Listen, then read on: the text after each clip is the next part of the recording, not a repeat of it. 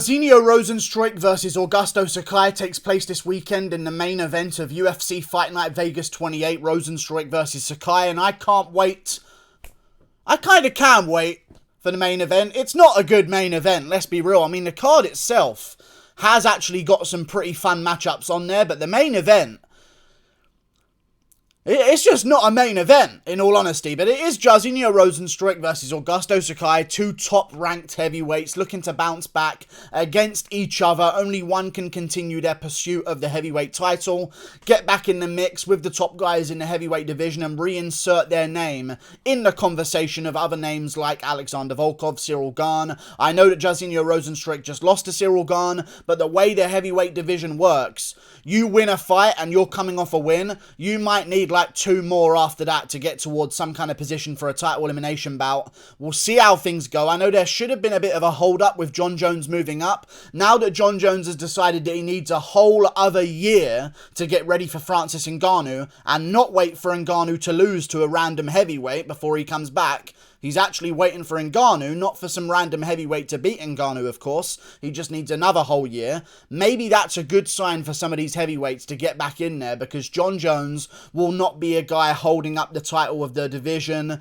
Maybe there'll be a little bit more movement. Who knows? Maybe the winner of this one could be the next fight for Stipe Miocic. In all honesty, the division is wide open right now. Maybe the winner of this one can get themselves some Curtis Blades action, something like that. They could be the guy who could be the bounce back fight for one of these big names that were at the top of the division that needs a bounce back themselves. And I like the matchup. I actually feel like it's a decent fight. I just really dislike that it's in the main event position. If this was on the main card of UFC 263, I'd kind of enjoy it even more, because I'd enjoy it for what it was. It was a good main card pay-per-view bout. It was maybe a good co-main event of a fight night, but the fact this is a main event, I don't know why you would trust Jairzinho Rozenstruik to go 5 rounds again after his last performance against Cyril Gane. It just doesn't seem like a smart business move, but whatever. I'm going to be going with Augusto Sakai here, in all honesty. I know both of these guys are coming off losses. Augusto Sakai coming off loss to Alistair Overeem, and of course Jairzinho Rozenstruik has a win over Alistair Overeem, but I feel like he kind of doesn't have a win over Alistair Overeem, in all honesty. Like, don't get me wrong, he did land that punch at the end of the 5th round, but before that, it was mainly just Overeem laying on top of him and taking him down and pushing him against the cage and even outlanding him in the first round at range on the feet. I feel like, despite both of them having mixed outcomes against Alistair Overeem, I can find some evidence to say that Augusto Sakai, in my opinion, is going to be better than Jairzinho Rozenstruik, at least for the first 2 or 3 rounds, in my opinion. So when you see the Overeem versus Rozenstruik bout, you see Overeem winning those early rounds. Like, he goes out there, he easily wins the first round against Rozenstruik, goes out there in a second, does pretty well again, the 3rd round does well again, gets on top, does pretty well. Against Augusto Sakai, Alistair Overeem had to weather a really devastating barrage and storm in those early rounds before making a comeback in rounds, I believe, number 4 and 5. It was where he eventually got a takedown on Augusto Sakai, started landing those brutal elbows on top. But until then, Augusto Sakai was very handily being big enough and good enough at pressuring to back Alistair Overeem up against the cage and just smash into him with big combinations on a shelled up Overeem. I understand that maybe saying that a guy who can't beat Overeem in those early rounds isn't going to beat Jairzinho Rozenstruik in those early rounds, but I feel like Jairzinho Rozenstruik has a real big problem with backing himself up against the cage. He's basically the Woodley of the heavyweight division at this point. He's got some one-punch power, don't get me wrong, and that does help, but that does not land non-stop all the time, and people's chins aren't all the same as Andrei Arlovski's, and who was the other guy that he took on? Alan Crowder was a guy he took on. Junior Albini was a guy that he took on. I know he eventually dropped Overeem in round 5, and he did get rid of JDS, but JDS has had his damage in his career, backs up against the cage himself, so maybe in hindsight, Jairzinho Rozenstruik, that was the one guy he could beat at the top of the division, because of course JDS has his own problem with backing up against the cage. We saw that against Curtis Blades. We saw that against Stipe Miocic as well. I feel like Sakai's going to really swarm him early. Against the cage, he's big for heavyweight. He's a massive guy, Augusto Sakai. I know a lot of people just look at the stomach and how hideous it is, but you've got to kind of look past the excess sag of skin around his body, okay? Because there's a bulk behind that.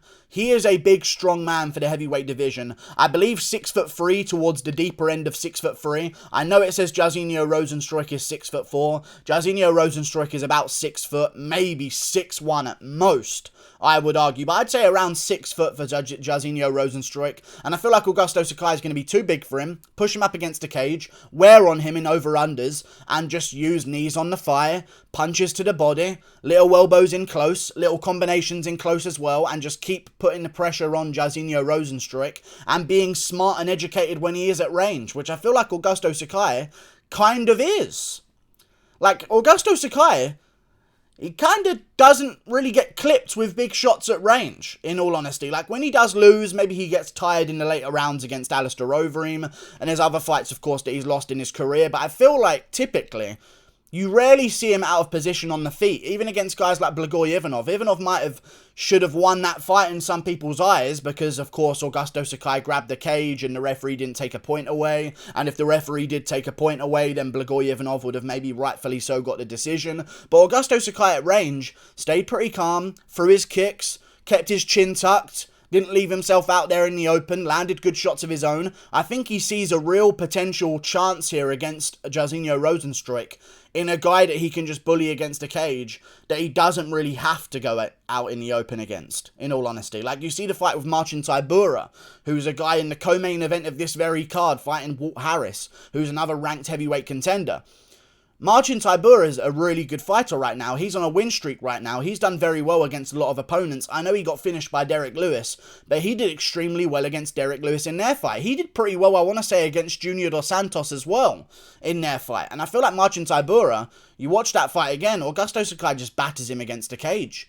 Straight away, gets to work, round one, smack, smack, smack. Down goes Marcin Tybura, and it's all cage work. You watch the Chase Sherman fight as well. You see Augusto Sakai walk him down, eventually pressure him and out-pressure him and out-cardio him. In the third round, he gets Chase Sherman nice and tired after being backed up the whole time and taking some big shots. Then he takes down Chase Sherman against the cage and just starts smashing him to pieces on the ground. I like Augusto Sakai's chances stylistically here, although maybe the evidence doesn't point in his favour, in terms of like the opponents that he's beaten and the opponents that he's lost to and the opponents that Jairzinho Rozenstruik has beaten and lost to. Like, arguably, you could have said Augusto Sakai should have lost to Andrei Arlovski, and Jairzinho Rozenstruik one-punch KO'd Andrei Arlovski, and then you've, of course, got some other matchups. The fact that Rozenstruik's beaten JDS, the fact that Sakai lost to the Reem, and Rozenstruik beat the Reem, technically. I just feel like in those early rounds, Rozenstruik is going to be so pressurable.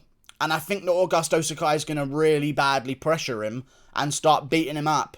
Because watching the Cyril Gane fight, it wasn't a technical problem. It wasn't. It was just kind of like a... I hate to say it. It was just kind of like a... How much heart have you got problem? Like, do you want to risk losing in order to win? Will you take that risk in a fight? And against Cyril Gane, who's a big man, like Augusto Sakai, 6'4", I believe, for the division is Cyril Gane. Big guy for the division, obviously a little bit bigger than Augusto Sakai, but again, a big heavyweight who likes to pressure guys and likes to do it educatedly as well. And you saw Jairzinho Rozenstruik sort of just say after round one, right, I can't win, I'm just going to fucking give up and try not to get KO'd. That's exactly what I saw against Cyril Gane. I like Augusto Sakai here. I think he's a very good matchup for Jairzinho Rozenstruik, and I think the winner of this one could be looking at some big things in the heavyweight division. It's an investment card, which means there's not really any massive names on there right now, but there's going to be some names that shouldn't maybe be in the positions that they're in on the card usually, but because of how bad the card is in terms of big name value, they are in good positions on the card. So the winner of this one usually wouldn't be in the main event and wouldn't be winning in the main event, but if they do it impressively, they're going to get a bunch of attention. All of the headlines are going to be on them. I feel like Sakai is going to walk down Jairzinho Rozenstruik, and I'm going to go with a third round TKO for Augusto Sakai with ground and pound. He's a good grappler. He's got good takedowns. We've seen him in his fights before. I think he's going to walk down Rozenstruik, land some good punches against the cage, stay at range on the feet using his kicks, which he has got some very nice ones of. He's got some very nice body kicks. I can see Jairzinho Rozenstruik looking to chew up that inside leg, which is something that he often tries to do. I think Sakai is going to use the lead leg to kick, to teep, to things like that, to try and mitigate that and push Jairzinho Rozenstruik backwards. Start pressuring him, start battering him a little bit as well. Rozenstruik's going to take a couple of shots, and he's just going to feel a massive 265-pound man on him against the cage, because I'll say this one more time. Jairzinho Rozenstruik is not a fucking heavyweight, man. He might have a bit of belly on him that maybe carries him over to 245 pounds. The guy is just not a heavyweight. Frame-wise, reach-wise, just general mass and muscle-wise, I think he's going to get outweighed against the cage and just be too weak and small to really get out of the position that he's in. And I can see Sakai stalemating out the first 2 rounds, landing knees to the thigh, trying to drag Rozenstruik down to the cage. I really doubt that down to the canvas, sorry. I really doubt that Augusto Sakai is going to go out there and just strike at range with Jairzinho Rozenstruik when there's such an easy way of winning against Rozenstruik that Augusto Sakai has used before against other opponents like Marcin Tybura. I reckon he pressures him and finishes him round 3 to ground and pound. And it's not even going to be that Rozenstruik's out cold. It's just going to be that he's got nothing left to give. He's just on the ground with a massive guy on top of him. And I think he's going to have taken too many shots and just sort of shell up and call it a day. And then maybe we see Rozenstruik try and make a run in the light heavyweight division, which I am all for, by the way. Like, if Rozenstruik loses this one, and then they announce Jairzinho Rozenstruik versus Jimmy Crute in the light heavyweight division, I'm in. If they announced him versus Misha Serkinov in the light heavyweight division, I'm in as well. Rozenstruik's got some options. I feel like he's going to lose this one, though. And the winner of this one, maybe they do Miocic versus Blades. I could see that happening. Both guys are going to have to take some time off. Of course, Blades got KO'd by Derek Lewis. Miocic got KO'd by Ngannou. 2 of the nastiest guys to potentially get KO'd by in the entire sport of MMA, maybe. Either way, I feel like the winner of this one's probably going to be looking at the winner of... what other bouts are going on? Or maybe if, like, Tom Aspinall takes on another opponent and then looks for another guy to get him jumping up the rankings. Or maybe the winner of, like, something that got announced recently, Chris Dalkaus versus Shamil Abdurakhimov. That's a good fight in the heavyweight division. Winner of that one eventually. I think the winner of this fight's going to need about 2 more. And then they're looking for their title elimination bout. Good stuff, though. I don't mind the fight. I don't like the position on the card that it's in. I actually kind of like the fight. It's a good ranked fight. You don't see many ranked fights on fucking fight nights nowadays, because I'm telling you, man, these UFC cards have been weak. They've been weak recently. Maybe I'm missing one that's been pretty good, but Jesus Christ, they need to fucking up their game with this whole COVID bubble shit, because it's not fucking working whatsoever, and that's very fucking obvious, okay? I keep seeing fighters talk about how they're, oh, now we're quarantined, and then I'll see fucking some guy go into a fucking local casino, yanking on the fucking handle, getting their coins out and stuff like that. Like, surely I feel like we've gotten worse at controlling who has it, and now that there's fucking injections for people, why do we still even have to worry about, but whatever, I'm not even gonna get into that, because YouTube will fucking, the world's fucking retarded. Whatever, like and subscribe, thank you for watching. Augusto Sakai, round 3 TKO, in all honesty. 2-door pip. I think knees against the cage are going to be big for him as well. I think he'll use them very well. Being the taller guy in the clinch against a cage with double unders or over unders, you're going to have a natural advantage against your opponent. We saw that against with Darren Till versus Kelvin Gastelum. I think he's going to use that very well. 2-door pip. Thank you for watching. Click that button up there. Goodbye.